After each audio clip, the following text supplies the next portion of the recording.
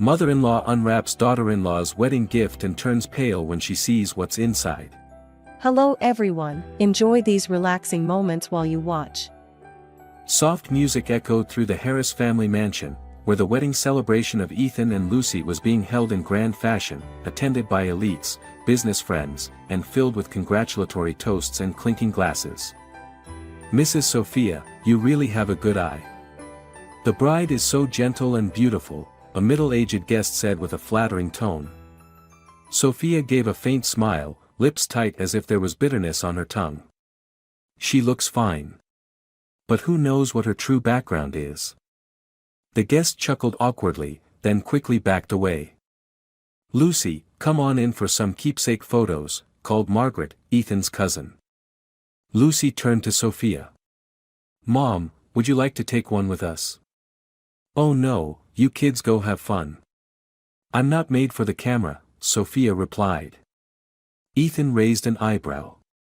"Mom, just one shot." Sophia waved her hand. "I've got something to take care of in the kitchen. I'll come up later." But instead of heading toward the kitchen, Sophia walked to the gift room. The quiet space glowed with soft yellow light reflecting off silk wrappings and shiny papers. A mountain of gifts awaited. She walked slowly, like a cat stalking its prey, eyes scanning each card, each name clearly written. Then she stopped. A small, old wooden box, dark in color, had no sender's name, no wrapping paper, no card. "How rude," she muttered, lifting the lid. Inside lay a cream-colored envelope, neatly placed on top of some papers. On the envelope, it read, "To Lucy. Thank you for saving my life." Sophia frowned and opened it. The letter, written in neat handwriting, read, "If it weren't for that kidney, I wouldn't be here to see my wife and child again. I hope you live a happy life, stranger who once gave me life." Below it was a photocopy of medical records of a kidney transplant from an anonymous donor, identified only by a code. The last line read, "Donor, female, 26 years old." "Lucy," she whispered, her eyes glued to the name. Footsteps echoed. It was Raymond, a relative from the groom's side. "Mrs. Sophia, checking out the gifts too," he smiled warmly. She flinched, but quickly regained her composure. "Just checking which ones need storing. No one's guarding all this." Raymond stepped closer. "That box looks old. Is it real wood?" "Nothing important," she snapped the lid shut and pressed her hand over it. "Just some meaningless papers." "Meaningless? You looked pretty pale, though." Sophia's tone went cold. "You have too much time on your hands, Raymond." Raymond laughed, raising his hands. "No offense meant. Just joking." Sophia stared at him, eyes sharp as a blade. "Family matters stay in the family. Don't meddle." "Got it." Raymond backed away politely. As soon as he left, Sophia stuffed the letter and documents back into the box, locked it, glanced around, and hid it in a wooden cabinet nearby, covering it with a cloth. "Lucy, the wedding cake's coming out. Come on up." Margaret's voice rang out. Lucy held Ethan's hand as they stepped up, under dozens of flashing cameras. Ethan turned to her and whispered, "Feels like I'm dreaming." "Let's hope you don't wake up," she smiled, eyes radiant. From afar, Sophia stood silently, fists clenched. Her mind replayed the image of the medical file, the thank you note, and a truth still shrouded in mystery. Why did she hide this? After the party, with guests gone, Margaret sat chatting with Lucy in the resting room. "I'll be honest. When you first married into this family, I was a bit skeptical." Lucy looked up. "Because I'm poor?" "Not that. It's just. Ethan's mom is a bit picky. But now I think you're amazing." Lucy gave a soft smile. "I just want to do my best." "But," Margaret hesitated, "did you notice she was acting kind of weird? During the whole party, she kept looking at you like something was off." Lucy lowered her head. I don't know. Maybe. I haven't done enough. The next morning, Sophia sat alone at the kitchen table when Mary, the longtime housekeeper, walked in. Good morning, ma'am. Mary, did you see anyone near the wedding gifts yesterday? Mary tilted her head. Not exactly. But I saw Mr. Raymond and some of the groom's friends in there toward the end. Sophia nodded slightly. Thanks. Go on with your work. As Mary exited, Ethan walked in. Mom, I'm heading to work now. Lucy's making breakfast. Such a capable daughter-in-law, huh? Ethan smiled. What do you think of her? She sipped her tea. She's gentle. But also good at hiding things. Ethan frowned. What do you mean? Oh, nothing. I just hope you stay clear-headed. That evening, in her private room, Sophia picked up her phone and made a call. Hello, Paul. Remember your friend at the hospital? I need to check an old file, about a kidney transplant. No, it's not about me. I suspect my daughter-in-law was involved somehow. I'll send you the code. It's urgent. She hung up, sighing, her hand slightly trembling. The door swung open. Lucy entered. Mom, can I talk to you for a moment? Sophia startled, then immediately put on a calm face. What is it? I just wanted to thank you for such a beautiful wedding. Sophia stood, offering a faint smile. That was my responsibility. Lucy pressed her lips, wanting to say more, but Sophia brushed past her and opened the door. Get some rest. Tomorrow's another busy day. In her own room, Lucy opened a small notebook and began to write. First day as a daughter-in-law. I hope to be loved, to truly have a family. But something in your mother's eyes felt so cold. I'll keep trying. I won't fall. This morning Miss Lucy woke up early to cook breakfast again, Mary said cheerfully while wiping the table. She's trying real hard to play the good housewife, Sophia replied, eyes fixed on her coffee cup. But the more someone tries too hard, the more suspicious they become. Mary hesitated, saying nothing. She knew when silence was wiser. Ethan entered, kissed his mother's cheek. Lucy's making those Andalusian-style eggs you like. Sophia smirked. So she does know what I like. Then she looked at her son, head tilted. Did you know your wife had been to the hospital multiple times? Ethan paused. Why are you asking that? Just curious. Some things are unspoken, doesn't mean they never happened. What are you trying to say? I don't get it. It's fine. I just hope my son is truly happy. Ethan frowned. Mom, if you know something, you should just say it. Better ask your wife. Lucy walked in with the egg dish, catching the tail end of the conversation. She froze for a second, then placed the plate on the table. Breakfast is ready. Sophia didn't reply, she just stared at her like watching a play unfold.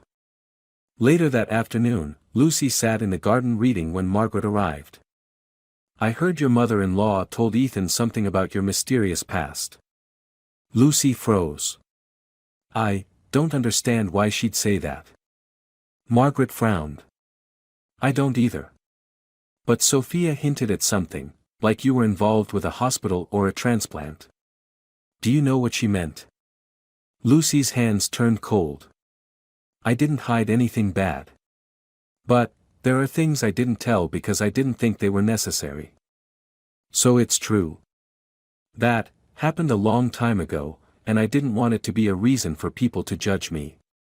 Margaret placed a hand on her shoulder. I believe you. But you should tell Ethan soon. Don't let his mom plant seeds of doubt. That night, in their bedroom, Ethan sat sorting through work documents. Lucy approached. Is something wrong? You've been different today. Ethan looked up. Lucy, I just have one question. Please don't take it the wrong way. Okay. Mom said you were involved in a kidney transplant. Do you know what that's about? Lucy stood still. I'm not pushing. I just want to know. Why didn't you ever tell me? Lucy lowered her head. Because I didn't think it was something to brag about. I didn't want people to pity me, or think I did it for attention. So it's true. Yes. I once donated a kidney. But not for fame or gain. I did it because someone, a total stranger, was dying. And I could help. Ethan was silent for a long time. I'm not mad. I'm just surprised. But, if you hadn't kept it secret, maybe Mom wouldn't have misunderstood. I'm sorry. He sighed and hugged her. But in his eyes, a flicker of doubt had not yet fully faded. The next day, Sophia called Paul, her close friend from university, who now worked in hospital administration. Paul, can you look up this kidney transplant case number for me? I need to know who the donor was. No, not officially. Just between friends. I'll try, but if it was an anonymous donation, it won't be easy. Just do it. I trust you. Paul agreed and hung up. Mary happened to overhear part of the conversation. When Sophia left the room, Mary shook her head and sighed. That woman just can't let things go. That afternoon, Sophia was having tea with her best friend, Mrs. Grace, a wealthy widow from the neighborhood. How's the new daughter-in-law? Grace asked. Sophia sipped her tea. She's very polished. Suspiciously so. Oh. I heard everyone saying she's sweet and kind. Sometimes kindness is just a mask. Do you have any proof? No. But a mother's instinct doesn't lie. Be careful, Sophia. Saying things like that to the wrong person could backfire. I only say it to people I trust. That evening, Lucy was washing dishes when Sophia entered and stared intently at her small back. You're impressive. Just married and already doing everything like you've lived here forever. I just want to be accepted. Accepted? Do you think hard work alone is enough? Your past won't just disappear. Lucy set down the glass and turned around. If you have something to say, please say it clearly. I don't want to keep guessing. You were in the hospital, weren't you? Something to do with organ donation? Lucy sighed. I have nothing to hide. But if you're using that to suspect me or badmouth me to Ethan, then I truly don't understand why you hate me so much. Sophia crossed her arms. I don't hate you. I'm just trying to protect my son. By planting doubts. Sophia stepped closer. You think I'm easy to fool? Why did you marry into this family? For love, or for some hidden agenda? Lucy trembled with anger. I love Ethan with all my heart. You might not believe that, but it's the truth. We'll see. Sophia turned and walked away. Lucy stood alone in the kitchen, silent tears falling. The next morning, Ethan skipped breakfast. When Lucy asked, he just replied, I'm not hungry. I have to leave early. She quietly watched him walk out the door. Margaret came to sit beside her. What's going on? Lucy shook her head. I think his mother's doing everything she can to drive us apart. I know. But you have to stay strong. His mother is strict, but she's not a god. Ethan will come around. Lucy gave a sad smile. I hope so.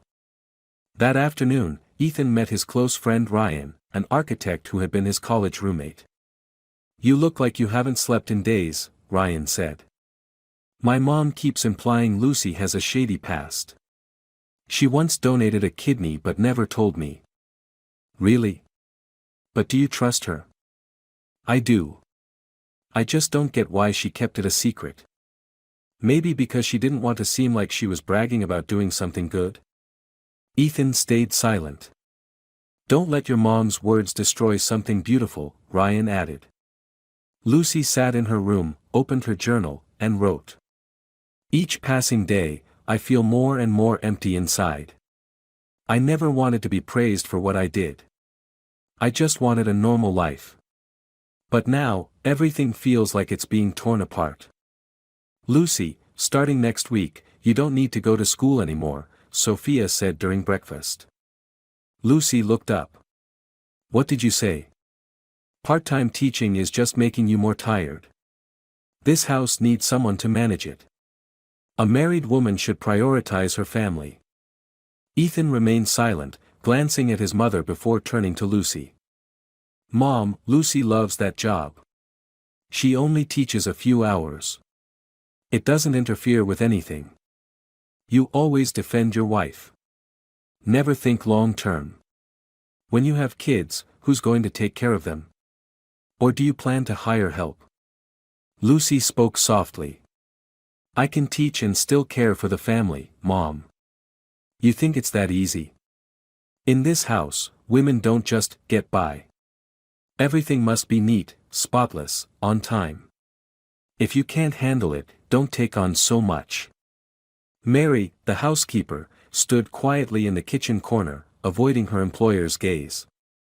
But she knew Lucy was being pushed into a corner. Ethan set down his fork and knife.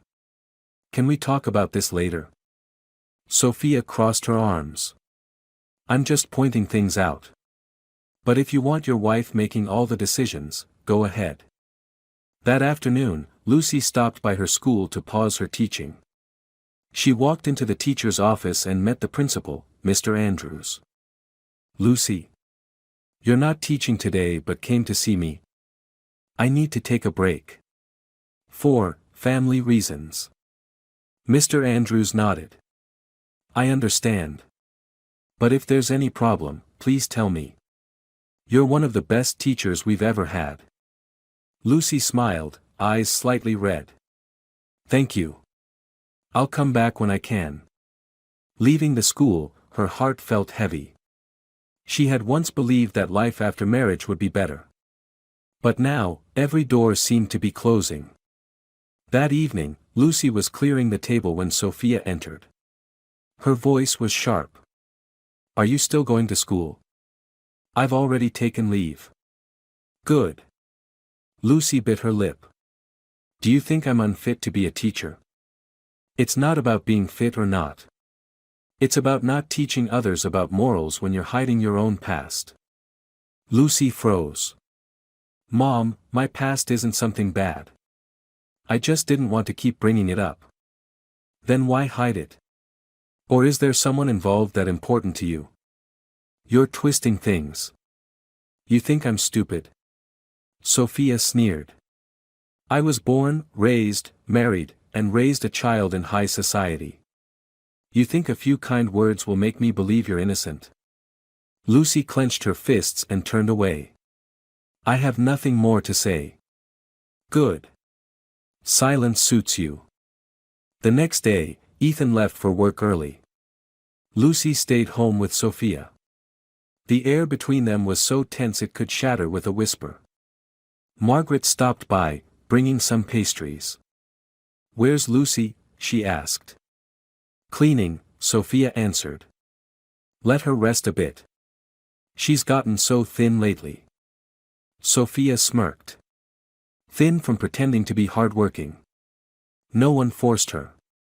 Mary brought out the tea tray. Mrs. Margaret, please have some tea. Thank you, Mary. Lucy came downstairs, drying her hands with a kitchen towel. Hi, sis. Lucy, I brought the apple pie we both love. Lucy smiled faintly. Thanks. Sophia glanced at them, then stood up. I'm heading out for a bit. You two enjoy yourselves. She walked away, not without a final annoyed glance. Margaret sat down. Are you okay? I'm not sure. You write in a journal, right? Lucy nodded. I don't know who to talk to. So I write. Keep writing. You need to stay sane. Lucy squeezed Margaret's hand. Thank you. That night, Ethan came home late. Lucy brought dinner to his room and knocked on the door. "Honey, eat something." He opened the door, looking exhausted. "I've been thinking a lot lately." Lucy placed the tray on the table. "I know your mom's been saying things that make you uncomfortable." "Yeah. But I didn't deceive you about anything." He stayed quiet. After a moment, he said, "Maybe you should explain everything to Mom. Just once. Get it all out." Lucy nodded. "If you want, I will. I don't want to take sides. I just want peace." The next morning at breakfast, Sophia said, "Mary, starting next week, stop cleaning the upstairs. Lucy will handle that." Lucy looked up. I'm still cleaning the downstairs, Mom. Mary's downstairs. She needs work. We can't let the help do everything while the daughter-in-law lounges around." Ethan sighed. "Mom, let me handle it." "How long are you going to keep handling it? A wife who can't take care of the house shouldn't be called a wife." Lucy lowered her head, swallowing her tears. Mary stepped closer to Lucy and whispered, "I can help you. Don't worry." Lucy gently shook her head, forcing a small smile. "Thank you." That evening, Margaret texted Lucy. "If you ever need to talk, call me anytime." Lucy sat in her room and opened her journal. Day 12. Every morning I wake up no longer hoping for sunlight. I just hope the day passes and I survive until tomorrow. Maybe I was wrong to think love was enough. She put the pen down and wiped her tears. There was a knock on the door. It was Mary. "Miss Lucy, you've got mail." Lucy took the envelope. There was no return address. She opened it. Inside was just a handwritten note. "They will never understand you. But don't let them dim the light inside you." Lucy looked around. Who sent this? Was it Margaret? Or someone who didn't want to be known? The next day, Sophia hosted an afternoon tea with a few old friends, including Beth, a nosy and talkative woman. "Mrs. Sophia, I heard your new daughter-in-law once did something quite charitable," Beth said with a laugh. Sophia froze. "Who said that?" "Someone mentioned she donated a kidney." "Is that true?" Sophia sipped her tea, her tone flat. "Who knows? People these days have all sorts of tricks to build a nice image. But isn't that something admirable? If it's true. But I don't like people who hide their good deeds only to pull them out later as a tearjerker." Beth raised an eyebrow. "That sounds a little bitter. She's not as simple as she seems." Margaret was passing by and overheard that part. She shook her head and walked away quickly. That evening, Lucy was cleaning the glass doors when Margaret came by.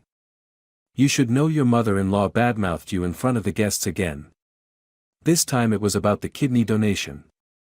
She doesn't believe you did it out of kindness." Lucy exhaled. "Do you think I should leave this place?" "No. You need to stand your ground. If you leave, they'll see you as weak." Lucy nodded gently. "I won't leave." In her room, Lucy opened her journal. Day 13. I used to think kindness would be understood. But here, I feel like an outsider. I can't do the job I love. I can't say what I believe. I merely exist in a house where laughter only happens when I'm not around. She added one more line in bold. "But I will never cry in front of them again." "Sophia, I found it," Paul said over the phone, his voice cautious. "Are you sure? Is it accurate?" Sophia stood in her library, holding a pen, her eyes sharp. "Exactly as you asked. I found the record based on the code you sent. The transplant happened 4 years ago.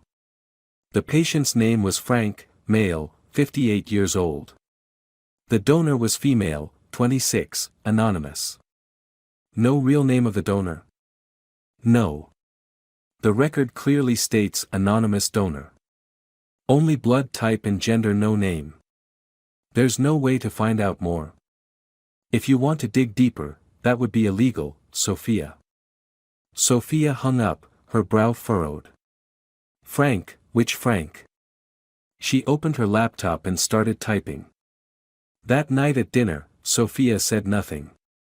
Ethan asked her several times, but she only gave short answers. Margaret noticed something was simmering. "Mom, are you okay?" Ethan asked. "I'm fine. Just a bit tired." Lucy ladled some soup for her. "Please eat a little, Mom. It's cold today." "Thank you. But don't bother." Ethan frowned. "Mom, your attitude lately. I just don't like people playing the role of angels." Lucy looked up at her. "Are you talking about me?" Sophia smirked. "If the shoe fits. I'm not acting. I'm just being myself." "You're being yourself but hiding your past. Hiding the reason someone gave you a thank you note saying, 'For saving my life.' You think I wouldn't find out?" "Who is he?" Ethan looked at his wife, then at his mother. "What are you talking about?" Lucy put her spoon down. "You read that letter? You think I'd leave a box with no name or date in my house without checking it?" Ethan turned to Lucy. "What letter?" Lucy hesitated. "It's a letter from someone I once donated a kidney to." Sophia cut in. "And you didn't think it was important to mention that before the wedding?" Ethan sat silently, as if all his energy had been drained. Lucy looked straight at her husband. "I didn't say anything because I didn't want people to think I was trying to show off. I wanted to stay quiet because I thought it was between me and the patient." Sophia scoffed. "Touching. But unfortunately, no one in my family likes living with a hidden agenda." Margaret stood up. "Mom, does that mean you've been spying on Lucy from the beginning?" "Yes. And I will continue until I know the whole truth." The next day, Sophia met Raymond in the backyard of the mansion. "Raymond, do you know anyone in the city records department? Someone who can access family files of transplant patients." "What are you planning?" "Don't ask. I just need to know which Frank received a kidney 4 years ago." Raymond scratched his head. "I have a friend named John Victor. Works at City Hall. But give me his number." Raymond gave her the number hesitantly. "I want no part in this, okay? As long as you keep quiet." That evening, while Lucy was cleaning the kitchen, Mary came near. "You look exhausted. Do you think the way my mother-in-law treats me is too much?" Mary hesitated. "I've worked here for over 10 years. She always wants control over everything. But with you, she wants to dig deeper than usual. I don't understand what I did wrong." "You didn't do anything wrong. You're just not someone she can control." Lucy gave a sad smile. "Maybe my mistake was being real." Sophia received a call from John Victor. "I can help you. I found the list of patients named Frank who had kidney transplants in the past 4 years. 6 people, but only one matches the time and age, Frank Carter. Do you know him?" "Carter, that name sounds familiar." She searched her memory. "No, never heard of him. Do you have an address?" "Yes. I'll send it by text. But you have to promise not to use it for anything illegal. Just send it." The next afternoon, Sophia drove alone to the outskirts of the city. A small yellow house nestled beside a line of trees. She knocked on the door. A middle-aged woman answered. "Hello. I'm Sophia Harris. I'm here to see Frank Carter." The woman looked surprised. "He left town a while ago." "I didn't know." "Who are you to him?" "No one. I just wanted to ask about something." The woman spoke slowly. "He got a kidney from a stranger. We never knew who. But he was always grateful. Sophia bit her lip. So no one knows who the donor was? No. It was meant to stay anonymous. That was the donor's wish. He said so. She turned away, visibly disappointed. Thank you. That night, Sophia sat alone in her room. She held the old letter, reading every word again. I hope you live a happy life, stranger who gave me life. She murmured. She hid her name. Why? Out of shame? Or to cover up some dirty relationship? She typed a message to Paul. If we can't find the donor, is there a way to match DNA with the patient's family? A while later, Paul replied. Sophia, what are you doing? This isn't a personal matter anymore. Stop it. Sophia threw the phone onto the table. Lucy walked into the living room. Ethan was sitting on the couch, his eyes sunken. You look tired. I don't know who to trust anymore. You still don't believe me? I believe you. But Mom keeps making me feel like I'm in the dark. Were you ever connected to the Carter family? Lucy was stunned. I've never even heard of them. Then why is the woman I've always trusted so sure there's something hidden? Because you didn't want to believe that someone ordinary like me could do something good without a hidden agenda. Ethan sighed. I need time. Lucy turned away, tears welling up but never falling. In her room, she wrote in her journal. Day 18. I feel like everything is about to shatter like cracked glass. Every time I try to stay silent to keep the peace, I get pushed further away. They don't need me to prove I'm worthy. They just need a reason to hate me. In the warm, yellow-lit kitchen, Mary was washing dishes when a soft laugh echoed from the living room, followed by Sophia's familiar voice. Someone once donated an organ just to impress. Like playing an angel in a cheap movie. Really? Who would do that? Another woman replied. Sophia took a sip of wine. My new daughter-in-law. Looks sweet, but oh, she's quite the actress. Lucy? Yes. Who shows up at their wedding with a thank you note for saving someone's life as a wedding gift? Ridiculous. Mary froze, hands trembling. Her eyes darted to the kitchen door slightly ajar. Lucy stood there. Breathless. She had heard everything. Every word. Clear and bitter. She pushed the door open, eyes no longer moist but as hard as glass. Have you said enough, Mom? Sophia was startled, then sat up straight. Were you eavesdropping? I didn't need to. The door was open. Your voice was loud. You're not exactly hiding what you think. Lucy stepped closer. You think I donated a kidney just to get attention? That someone who gave away a part of themselves did it to show off. Sophia folded her arms. Exactly. Because you never told anyone. And yet, on the wedding day, that letter and those documents just happened to show up like some staged performance. Lucy clenched her teeth. I never meant to show off. That gift wasn't from me. I don't know who sent it. I don't even know who they are. What a coincidence, isn't it?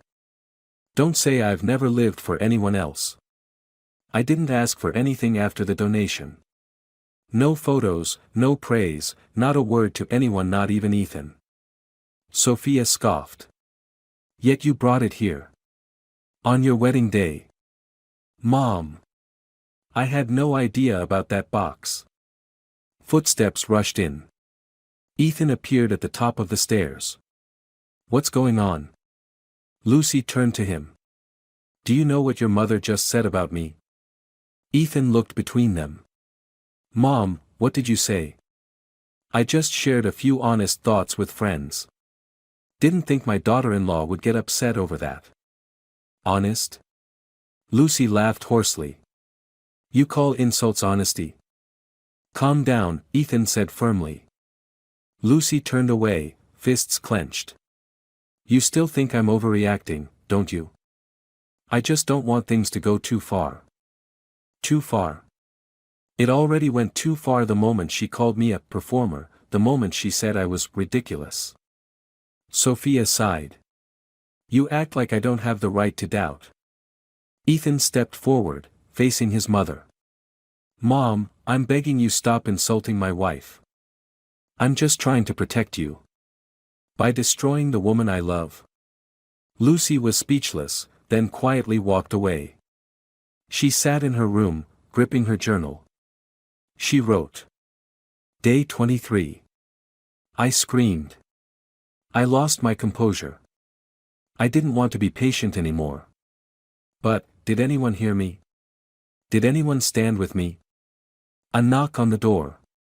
She opened it. It was Ethan. I'm sorry. Lucy stayed quiet, waiting for him to continue. Mom, she was wrong. But, you also went a little too far in front of the guests. She froze.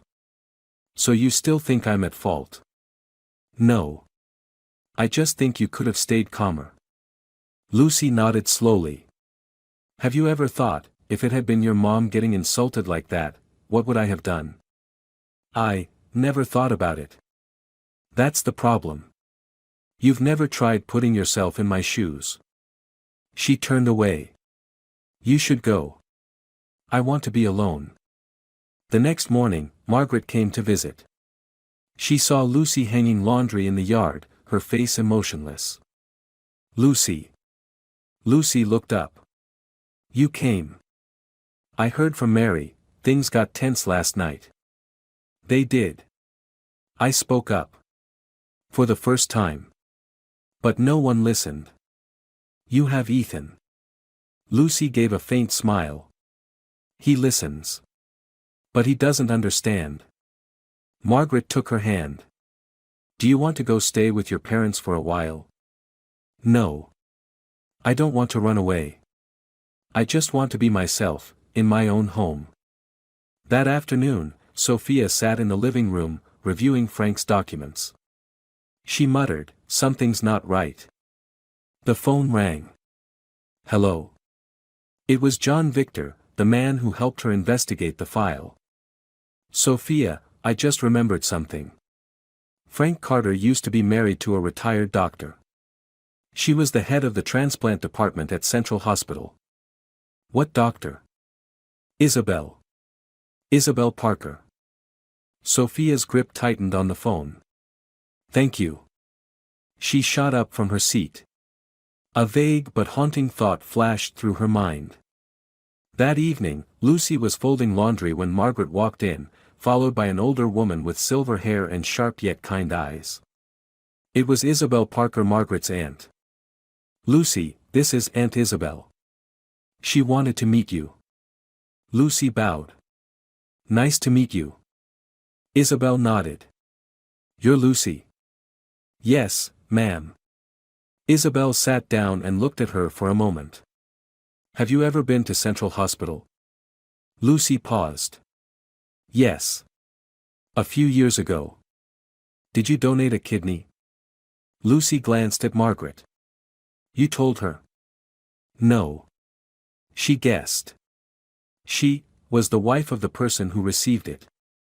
Lucy froze. I didn't know it was you. Not until I heard your name, then saw the letter. I started to suspect. But I never imagined it'd really be you. Lucy trembled. I never knew who the recipient was. Isabel nodded.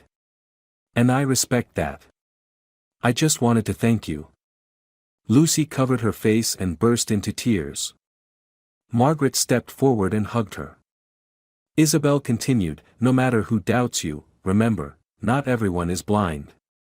Lucy sat alone by her bedroom window. She opened her journal. Day 24. I cried in front of someone who didn't question me. I trembled hearing her gratitude. Maybe I'm not alone. But why isn't the one who understands me the person I need most? She looked up at the night sky. Not a single star. Soft piano music echoed through the grand hall, where Sophia's birthday party was taking place elegant, formal, and cold. Candlelight flickered across the meticulously made-up face of the hostess as she walked among a line of guests offering their best wishes.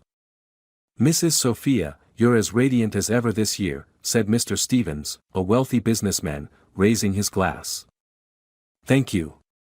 "All thanks to everyone's kindness," Sophia replied with a calculated smile. Lucy stood beside Margaret, holding a small bouquet. "You look beautiful tonight, Mom." Sophia glanced at her, lips curving ever so slightly. "Thanks. The flowers you picked are quite simple." Margaret leaned over to Lucy and whispered, "She just can't give a full compliment, can she?" Lucy said nothing, just tightened her grip on the bouquet. While everyone gathered in the main area, Mary and Deborah, another maid, were assigned to prepare the cake and desserts in the kitchen. "Mary, this cabinet held the decorations from last time, right?" Deborah pointed to a wooden cupboard near the living room wall. "Yes. Open it and see if anything's left." Deborah opened it, reaching for a tablecloth, when something dropped to the floor with a dry thud. "Oh my God!" Deborah cried, picking up a dusty wooden box. Mary froze. "Isn't that the box from the wedding?" "Looks like it. No name on it. Really old." Lucy happened to walk by and heard the noise. "What's going on?" Mary hesitated. "This box just fell out of the cabinet." Lucy stepped closer and instantly recognized it.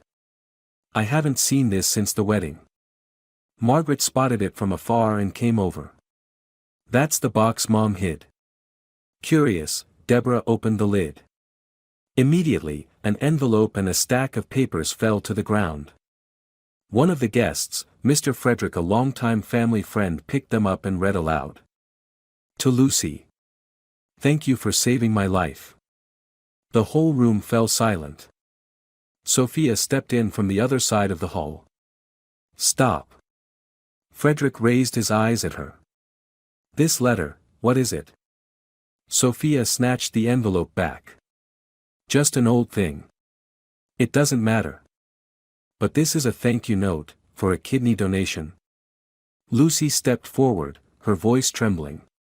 "Uncle, may I see it?" Frederick handed the envelope to her. Lucy opened it, her eyes landing on a familiar line. She turned to Ethan, who had just pushed through the crowd. This is the hidden wedding gift." Ethan stared at the medical file. I never read it." Sophia kept a calm face. "I thought it was a joke. So I put it away." A girl bringing a kidney donation file to her wedding, who wouldn't find that ridiculous? A murmur spread throughout the room. Unbelievable. She donated a kidney? And they kept this secret. Margaret stepped forward. "Mom, don't you think this is something to be honored?" Sophia replied coldly, "I think it's strange. No one does a good deed and needs the whole world to know." Lucy took a step closer. "I never bragged about it. That gift wasn't something I brought. You hid it, never showed anyone, and then used it as a reason to doubt me." Mr. Stevens interjected. "Mrs. Sophia, this shouldn't be handled like this. Anyone who donates a kidney deserves to be honored." Sophia looked at him, her eyes sharp like knives. "You don't know everything. But I know you hid the box." Margaret sighed. "Mom, you've gone too far." Ethan stayed silent, looking at Lucy. She didn't shed a tear. Her eyes gleamed with one thing, truth. An hour later, the party had all but fallen apart. Guests were leaving much earlier than expected. In the living room, only Sophia, Ethan, Margaret, Lucy, Mary, and a few maids cleaning up remained. Sophia sat on a chair, sipping wine. "You all want to make a fool out of me?" Margaret shot back, "No one made you a fool. You did that to yourself." Sophia snapped, "I'm the head of this family. I have the right to protect our honor." Lucy lifted her head. And what about my honor? Do you think all those times you badmouthed me, insulted me, dug through my past, no one noticed? Ethan lowered his head. Lucy. Lucy turned to her husband. Did you ever ask why your mother hid that box? Ethan stayed silent. Margaret stepped in. You know why. No one's innocent anymore.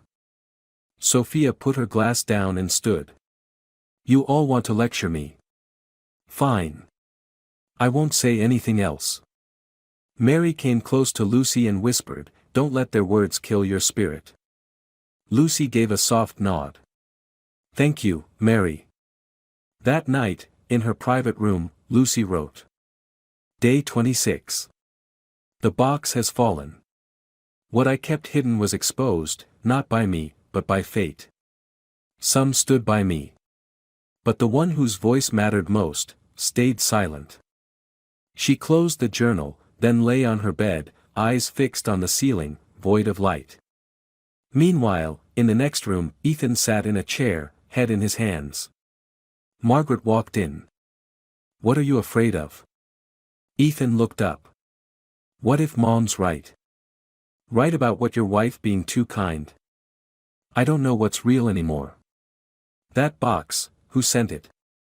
You don't need to know who sent it. You just need to know Lucy never used it to brag. Ethan sighed. I want to believe her. But Mom always plants seeds of doubt. So you'll live your whole life in doubt? He didn't answer.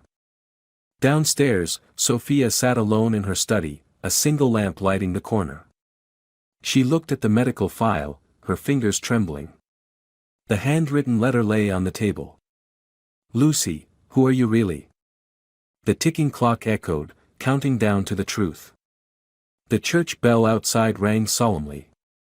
Lucy stood before the mirror, eyes red but gaze steady. The light from the window cast over her pale, resolute face. Downstairs, people were still whispering about the wooden box that fell the night before.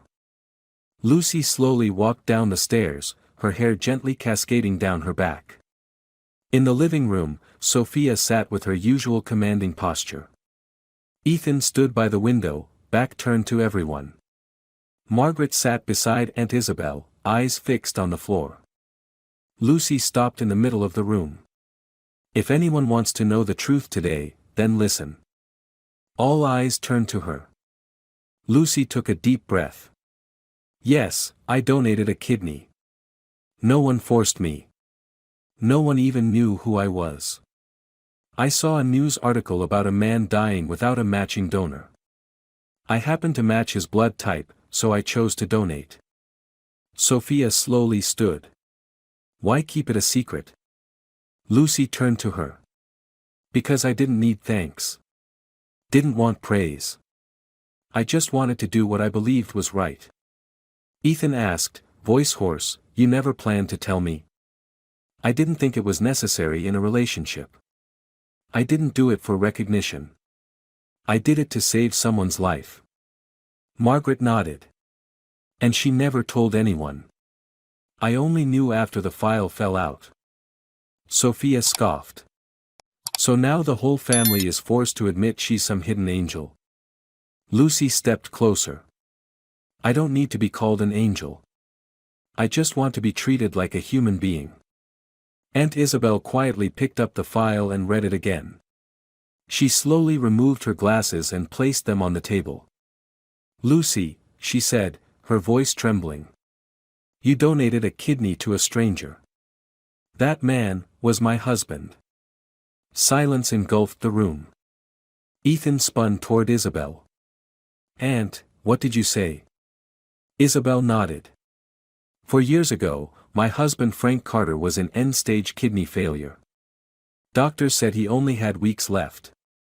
Then, a surprise donor appeared. No one knew who. But when I saw the file and letter last night, I realized it all matched. Lucy stood frozen. Sophia trembled. That can't be. You think it can't, because you can't believe someone would do good without expecting something, Isabel said, her voice cracking. But Lucy did what none of us could. Ethan stepped back, face pale. Lucy stammered, I didn't know. Isabel approached, taking Lucy's hand. And that makes it even more remarkable. Sophia turned away, clutching her head. No, this can't be. Mary walked in, holding a cleaning cloth. I knew Miss Lucy wasn't what you said. I've worked here a long time, but I've never seen anyone treat the staff like she does. Even when insulted, she still washed dishes with me, asked about my back pain, apologized when you snapped at her. She lives with kindness not because anyone gave her permission. Lucy sat down, drained. Ethan walked over and stood before her. I doubted you. I stayed silent when Mom insulted you. I truly don't deserve you. Lucy looked at him, saying nothing.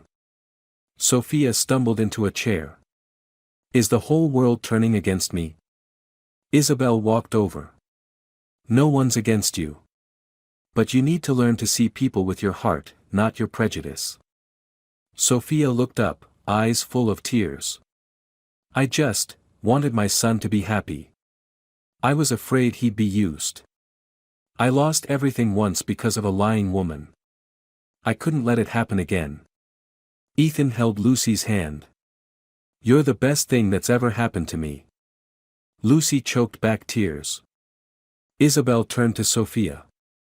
You don't have to believe in Lucy. But you don't get to destroy someone like her because of your own past. Sophia bowed her head. No one said another word. That evening, Lucy sat in her room, the light soft around her. She held her journal and wrote. Day 28. I spoke. I didn't hide anymore. And the truth came like rain, washing away all the dirt from my skin. I don't know what tomorrow brings, but at least I didn't let myself be suffocated into silence. There was a knock at the door. Ethan walked in, holding a small wooden photo frame. I just had the letter framed. Do you want to hang it up? Lucy looked surprised. Why? Because you should always be reminded, you were never wrong. She cried, but this time, it was relief.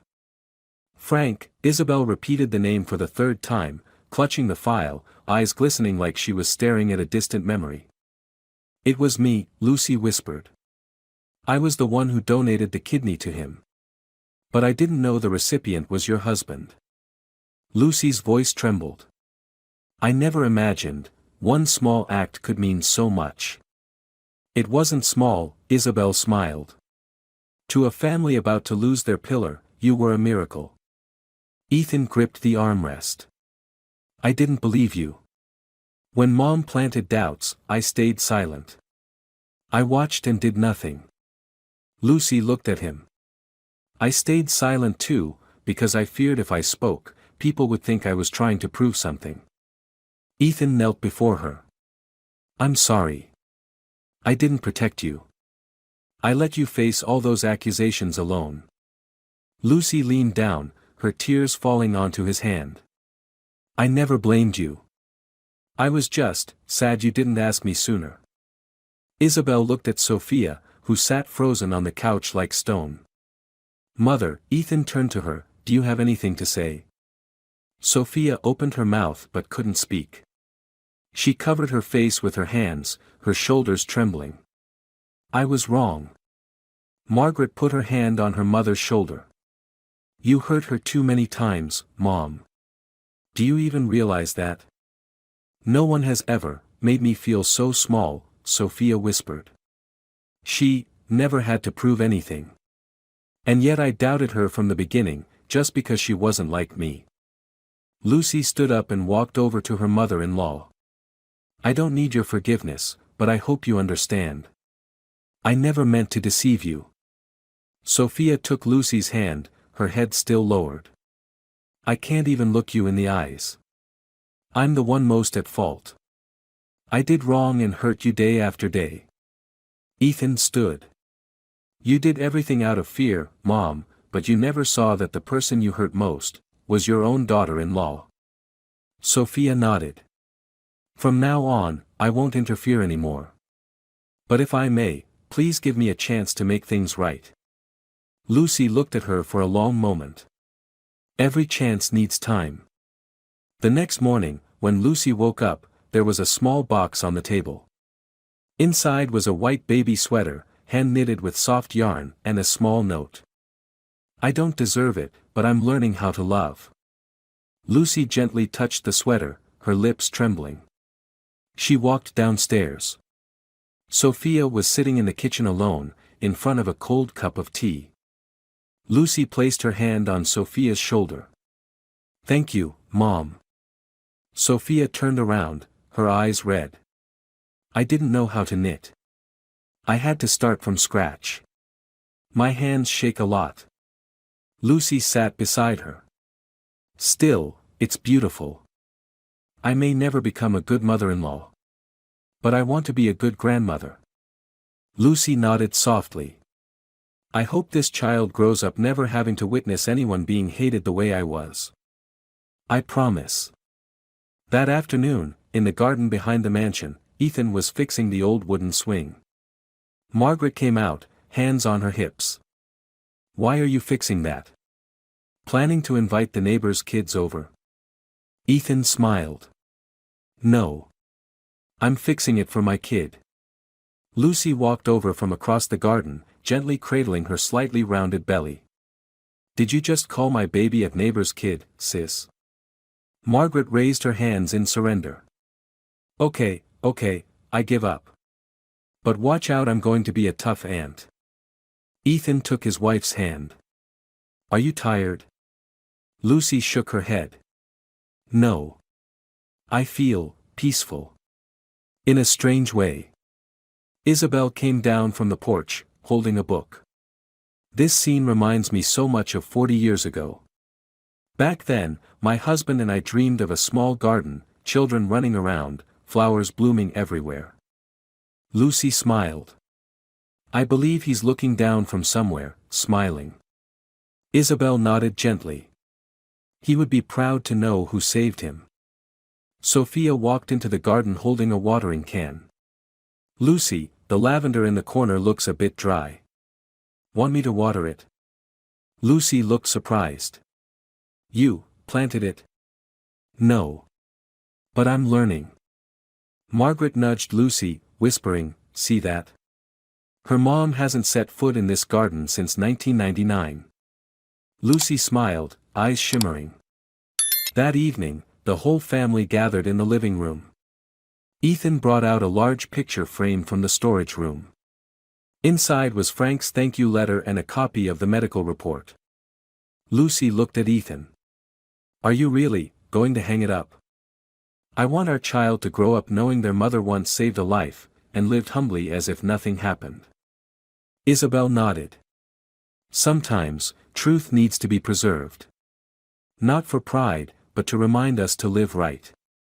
Sophia stood. Let me hang it. Everyone turned to look at her. She carefully held the frame and hung it on the most honored spot on the living room wall.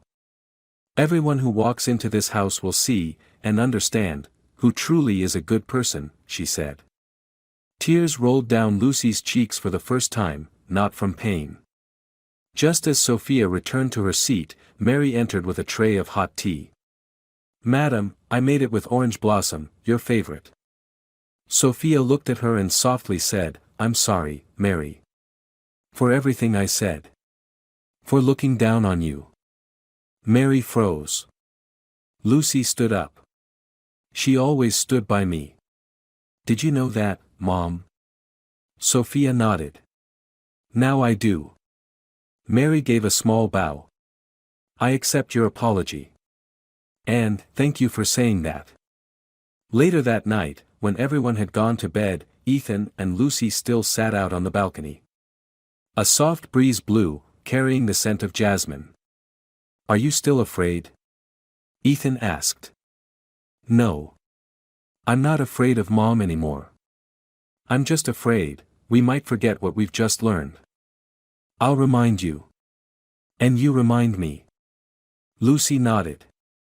I want to teach our child they don't need to shout to be heard. But if they must, they should know how to speak. Ethan squeezed her hand. And if our child is like you, they'll grow up in the light, not in the shadows like you once did. Lucy wrote the final page of her journal. Day 30. I lived. I hurt. I forgave. And today, I am loved. Not for what I gave, but for who I am. The child in my womb will not carry the wounds of their mother. They will grow up among people who know when to bow their heads and when to lift them. The ticking of the clock echoed in the quiet room. Sophia walked softly into Lucy's bedroom, holding a cream-colored yarn basket, her gaze no longer stern, but full of hesitation. Lucy looked up from her book. Mom. Sophia stopped at the door, stood silently for a moment, then whispered, Do you have a few minutes? Lucy closed her book and nodded. Yes. She came to the chair by the bed, placed the basket on the table, and pulled out a light beige baby sweater. Just finished the third one. Not sure it's as nice as the last. Lucy touched the little sweater, smiling. Your stitches are very even. I had to practice all night. My hands aren't as steady as they used to be. Lucy held the sweater, her hands trembling slightly. Why are you doing this? Sophia looked at her for a long time. Because I want to make amends. Not just to you, but to myself. Lucy quietly asked, Make amends for what? For every time I made you cry. For every doubtful look I gave you. And, for the pride that made me think love should only be given to those who deserve it. Lucy said nothing. She looked down at the sweater, then placed a hand on her belly. I know there's no apology big enough, Sophia continued, but I want to be here for you. I want my grandchild to know their grandmother is no longer the person who made their mother hurt. Lucy looked up, her eyes brimming. Did you know? I once thought of leaving. Sophia nodded. And I knew, if you left, I'd lose my son too. Weren't you scared? I was. But back then, I was more afraid of the truth. Lucy's voice trembled. And today you choose truth? Today, and every day after. Lucy walked over and hugged her. I forgive you. Sophia hugged her back, as if trying to hold on to everything. A week later, in the back garden of the mansion, Ethan placed a small wooden sign, Welcome, first grandchild of the Harris family. Margaret saw the sign and burst out laughing. That looks like the grand opening of a bakery. Ethan shrugged. To me, this child is no less important than a once-in-a-lifetime grand opening. Lucy stood beside him, hand on her belly, smiling. I agree. But it needs more flowers. Mary brought out a pot of lavender. Miss Lucy loves this one the most. I'll plant more in the eastern corner, okay? Lucy nodded. You know me so well. Sophia walked out holding a small cake she'd baked. Sugar-free milk cake. You can eat it, Lucy. Lucy took a bite, eyes wide. Mom, it's actually delicious. Margaret widened her eyes. You baked? No way. Mary laughed. I saw it with my own eyes. She even asked me how to adjust the oven. Sophia waved her hand. Stop it. Say too much and people will think I didn't even know how to plug things in. Lucy whispered to Ethan, I've never seen her smile so freely. Ethan nodded. Because you did something magical. I just lived true to myself. And that is the miracle.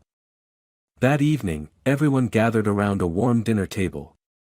On the wall, Frank's thank you letter in the frame still hung with pride, glowing under the soft lights. Aunt Isabel raised her glass of juice. I'd like to make a toast. To a life that bows before kindness. To those who know when to stay silent. And to those who dare to speak when it matters. Everyone raised their glasses. Salute. Sophia looked at Lucy. I never thought I'd say this, but I'm proud you're my daughter-in-law. Lucy smiled gently. And I've never wished to hear anything more. Ethan wrapped his arm around his wife. Our child will have an amazing grandmother. Sophia smiled. If the baby turns out like its mom, this grandma's going to have to do a lot of learning. Margaret chimed in, and if the baby's like its dad, then, never mind. Everyone laughed. Mary nodded. As long as it's not like someone who once shattered a teacup in the kitchen. Sophia blushed. I already apologized. Lucy said, family is where you can argue, but still sit down to dinner together in the end. Isabel nodded. And not everyone is lucky enough to have that. Night had fallen. Ethan and Lucy sat under the porch, the wind gently sweeping through her hair like a lullaby. I used to think, you would never forgive, Ethan said. I used to think. I wasn't strong enough to stay, she replied. But you stayed. Because I didn't want to give up just because others didn't believe in me. Ethan took her hand. You're the best thing that ever happened to me. Lucy looked up at the sky. I don't need everyone to understand me. I just need one person who does. And now you have a whole family. She nodded. But more than anything, I have myself. Ethan kissed her hand. And I'll teach our child that their mother is the bravest woman I've ever known. Lucy whispered, I don't need our child to admire me. I just want them to grow up never having to prove anything to anyone. And they won't have to. 1 month later, Sophia opened a free cooking class at her home for low-income women in the neighborhood. Mary was there helping, while Margaret took care of registrations. Mrs. Sophia, one woman asked, I heard you used to hate anyone stepping into your kitchen. Sophia smiled gently. It's true. But then I realized the kitchen is where people learn how to love. Mary softly added, actually, the kitchen is where you learned how to forgive. Sophia placed her hand on Mary's shoulder. Thank you, for always being here. Lucy walked in, her pregnant belly clearly showing. Mom, was the class big today? Twice as many as last week. I brought some chamomile tea that Margaret sent over. Perfect. I think I'll cook that old-style chicken stew. Frank always loved it. Lucy looked around. This place is becoming a real home. Sophia nodded. You're the one who started it. That evening, Lucy opened a new notebook, replacing her old journal that had run out of pages. On the first page, she wrote. Day 1 of a new life. No more hiding, no more fear. No need to prove anything. Every breath is a blessing. Every glance is a grace. You, my child, will be born in light, and you'll grow up surrounded by love, not judgment.